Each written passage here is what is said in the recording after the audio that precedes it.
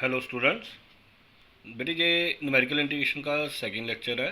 तो previous lecture में मैंने अप टू 4 तक डिस्कस कर दिए हैं। नेक्स्ट है एग्जांपल 5। देखो उसने बोला है evaluate the following using trapezoidal rule. तो once again he will mention the rule, कौन सा मेथड करना है। अगर उसने मेंशन ना किया होगा तो always use Simpson's 1/3 rule, otherwise he will mention कौन सा रूल यूज़ करना है। तो अभी उसने ट्रेपेजॉइडल रूल और ये क्वेश्चन था। अब अगर हम क्वेश्चन को अटेम्प्ट करेंगे तो इस तरह से है। बिकॉज ये क्वेश्चन टी में है तो जो लोअर लिमिट है उसको टी नॉट, जो अपर लिमिट है उसको टी एन और इसको एफ टी डी टी। तो टी नॉट आ गया, टी एन आ गया, एफ टी आ गया। मैंने बताया था जो एन है वो स्टेप साइज होता है, वो हमारी अपनी मर्जी है कितने स्टेप्स लेने हैं। तो mainly you have to use 4, 5 और 6। और एच जब हमने बनाया T N minus T naught बटा एन, तो पाई माइनस 0/6। बेटे वैसे ज़्यादातर हम जब पाई वाला क्वेश्चन आए तो डिनोमिनेटर इस तरीके से लेते हैं कि वो बन जाए पाई/6 या पाई/4 या पाई/3, बिकॉज उनकी हमें स्ट्रेट फॉरवर्ड टेबल वैल्यूज़ पता होती हैं। तो that's why I have opted पाई/6। अब उसके बाद हमने टेबल बनाना होता है टी और वाई का। ये साइड टी पहले 0, फिर एच इंक्रीज किया पाई/6, फिर 2 पाई/6, 3 पाई/6, 4 पाई/6, 5 पाई/6, and all these values are substituted in the function last 6 pi/6 and we have to continue until we are getting upper limit। तो अपर लिमिट पाई थी, तो अगर ये देखें 6 pi/6 will become पाई, तो we have to stop। जब सारी values आ जाती हैं तो इसको हम नाम देते हैं y0, y1, y2, y3, y4, y5, y6। तो ट्रेपेजॉइडल रूल क्या था? h/2 first plus last 2 time remaining and getting the result. Okay, next question भी बेटे बिल्कुल सेम था, उसमें भी ट्रेपेजॉइडल रूल लगाना है। लोअर लिमिट -2 है, अपर लिमिट 2 है, फंक्शन ये है।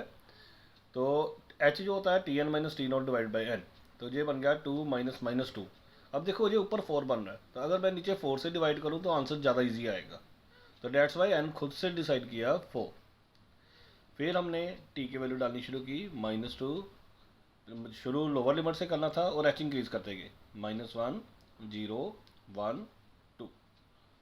उसके बाद जो आंसर्स आए उनको y0, y1, y2, y3, y4 and फिर वंस अगेन ट्रेपेजॉइडल रूल गया h/2 first plus last 2 time remaining. Okay, next question है बेटे ये 0 से पाई/2 e की power sine x dx by Simpson's 1/3 rule and take n = 4। तो n गिवन है, तो देखो x0 है, xn है, fx है, n है, h की रिलेशन हमें पता है। तो x की वैल्यू पहले 0, फिर h इंक्रीज किया पाई/8, 2 पाई/8, 3 पाई/8, 4 पाई/8। ये सारी वैल्यूज इसमें डालते गए तो बन गया y0, y1, y2, y3, y4। Simpson's 1/3 rule क्या था? h/3 first plus last 4 time odd plus 2 time even. और जो भी y एक बार यूज हो गया है वो रिपीट नहीं करते हैं। ओके, उसके बाद सिंपली कैलकुलेट कर देते हैं वैल्यूज। और इसमें बेटे जो पाई यूज होगा उसकी जो वैल्यू है वो 3.14 डालनी है या 22/7 डालनी है। नेक्स्ट क्वेश्चन है, कहता है evaluate this log 2 from this using Simpson's 1/3 rule by dividing the range of the integration into 4 parts and find the error also. एक तो फंक्शन गिवन था, x0 आ गया, x1 है, फंक्शन है, n = 4 गिवन था, h का फॉर्मूला लगाया, फिर x 0 h इंक्रीज करते गए and continuing up to upper limit. Upper limit इसमें 1 है, तो जब तक 1 नहीं आया तब तक हमें कंटिन्यू करना है। हमने y निकालने शुरू किए तो बन गया y0, y1, y2, y3, y4। उसके बाद हमें सिम्पसन्स 1/3 रूल लगाना था। तो क्या रूल है? h0/3 first plus last 4 time odd 2 time even. जहाँ तक आ गए, लेकिन उसने बोला था कि यू फाइंड log 2। इसका मतलब है कि एग्जैक्ट इंटीग्रेशन करो। तो देखो मैंने 0 से 1 x ओवर 1 प्लस x² पकड़ा, 2 से डिवाइडेड, 2 से मल्टीप्लाइड, 1/2। जो नीचे का डेरिवेटिव ऊपर बन जाए तो log of denominator upper limit minus lower limit, उससे मेरे पास वैल्यू आ गई जे। ये भी इंटीग्रेशन की वैल्यू आई और जे भी इंटीग्रेशन की वैल्यू आई, मीन्स बोथ आर इक्वल। तो उससे log 2 निकल आया। और मैंने पहले प्रीवियस लेक्चर में भी बोला था कि log 2 की वैल्यू बाय डिफ़ॉल्ट स्टैंडर्ड याद रखना वो होती है 0.6931। तो इस क्वेश्चन में उसने एरर भी डिमांड किया था, तो हमने एरर भी निकाल दिया। एरर जो है वो होती है true value minus approximate value. Okay, उसके बाद बेटे 15th क्वेश्चन है। तो बेटे जो बीच में क्वेश्चंस नहीं आएंगे ऑल आर होमवर्क, तो जो नहीं होंगे, कोई डाउट होगा तो वो इंडिविजुअली शेयर कर लेना। आगे है find the value of this using Simpson's 1/3 rule and Weddle's rule. और बेटे मैंने लास्ट डे बोला था जब भी कहीं पे वेडल्स रूल मांग ले तो n हमेशा 6 लेना या 12 लेना, मतलब 6 का मल्टीपल लेना। तो डेट्स वाई इसमें मैंने n 6 चूज़ किया। x0 है, xn है, फंक्शन है, h आ गया, x की वैल्यूज़ आ गई, h इंक्रीज करते गए and continuing up to upper limit, y में डालते गए, बन गया y0, y1, y2, y3, y4, y5, y6। Simpson 1/3 rule क्या है, h/3 first plus last 4 time odd 2 time even and substituted the values. जब वेडल्स रूल लगाना है उसका फॉर्मूला ही था, ये मैंने बताया था आपको, वेरी फर्स्ट पेज पे आपके लिखा हुआ है। ये फॉर्मूला है 3h/10 1 5 1 6 1 5 1। तो क्या यूज़ करोगे, y0 5y1 1y2 6y3 1y4 1 5y5 y6।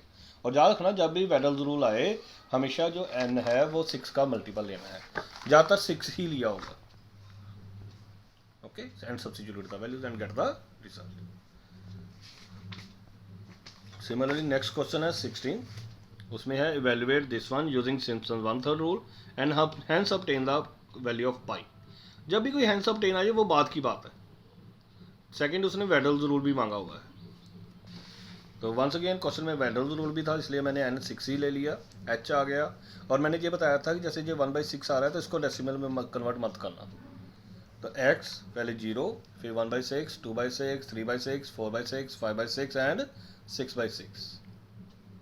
फिर y की वैल्यूज आ गई, उनको y0 y1 y2 y3 y4 y5 y6।